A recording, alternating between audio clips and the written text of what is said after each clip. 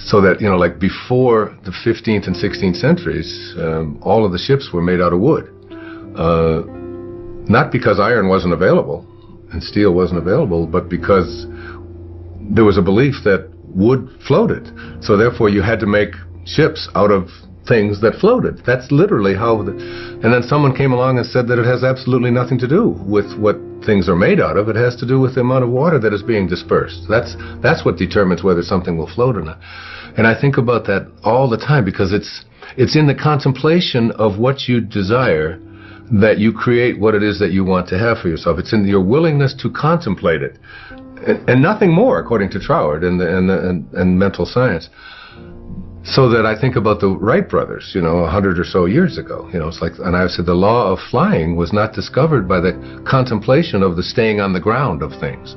So that these were two people, like for me, to figure out how to get an airplane to fly, and my limited knowledge of all of that, I would probably have contemplated the staying on the ground of things. Like this is what happened.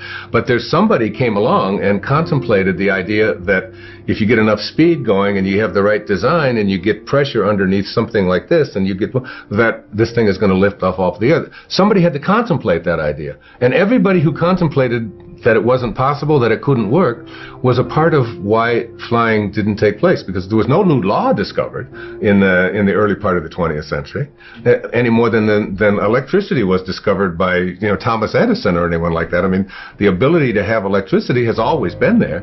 Somebody has to contemplate. So it's like in your own personal life, your willingness to contemplate yourself as a person who is capable of attracting into your life what you want, having the kind of relationships that you want, being able to have abundance where scarcity always exists. All you have to do is begin the process by being willing to contemplate the presence of that in your life.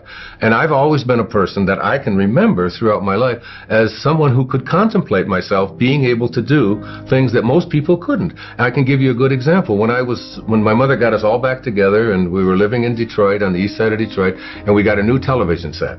It was a black and white. It was a screen about this big. It was an Admiral, and we had it in our home, and it was like, oh my God, black and white television. You remember Uncle Milty and all and so on. And there was a guy that was on TV. His name was Steve Allen, and he was on The Tonight Show. And I was 11, 12, 13 years old. I was born in 1940, so I was 51 or 52. And I used to stay up every night and watch The Tonight Show. Even though I had to go to school the next day, there was just something about that show, and all of the characters and smock and all the things that Steve Allen would do on it. And I would come down when I would be talking the next day, and I would be telling my mother and my two brothers that when I do The Tonight Show, this is what I would say. I wouldn't have said what Louis Nye say, the way reacted, how he reacted to that. I would have said this, and I used to do this, and my brothers and my mother would say, "That's just Wayne. He's just nutty.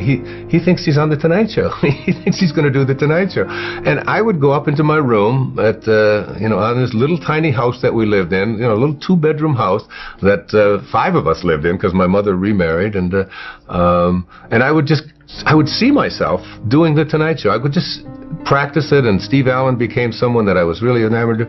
Well, fast forward, 30 years or whatever, and I've written a book, Your Erroneous Zones, and the Tonight Show calls, and they ask me if I would like to come on and do it. So I do my first stint on the Tonight Show. I did the show like 37 times over a period of 3 or 4 years with all these different hosts, but Johnny Carson was on, and the first guest on the very first show when I did the show was Steve Allen. And it was like something clicked in me that I had contemplated that as a child. I had always had a knowing, and I can remember sitting there talking to Johnny about this thing that, and Steve Allen was sitting there right next to me, and we were talking about that kind of thing. So that by putting my attention on something, it wasn't some deliberate thing that I was doing, when I was 11 or 12 years old that was designating that I was going to be a person who was going to be appearing on talk shows 30 years from now. It was just an awareness a willingness to contemplate myself in that kind of a place.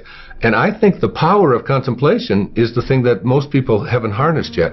And when you harness it in your life, There's absolutely no limit to what you can attract into your life. If you absolutely stay focused on what it is that you know you're going to manifest and attract, you're not going to do it in your time. You know, Jackson Browne sings a song, he says, and creation reveals its secrets by and by. I mean, you can't push the river. You can't, it's all done in divine time, but it will show. It will show. It will manifest. It will attract itself. And I'm never surprised any longer about anything that I put my thoughts on that I can attract it into my life. I just absolutely know that law of attraction and that it absolutely works. And I have absolutely no doubt about it. And I feel as if, like, before I even came into this world, when I was in the world of spirit, that I had a conversation with God. And it was God saying to me, like, what would you like to do in this lifetime? And I said, well, I'd really like to spend a lifetime teaching self-reliance. Because that's truly all I've ever done since the time I was just a little boy, through all my life. I mean, I could just go through all of the things that I've done. It's been always about teaching self-reliance. And God said, it's like, you're sure you want to spend a whole lifetime teaching self-reliance? I said, yeah, that's what I want to do. And he said, well, we better get your little ass into an orphanage then.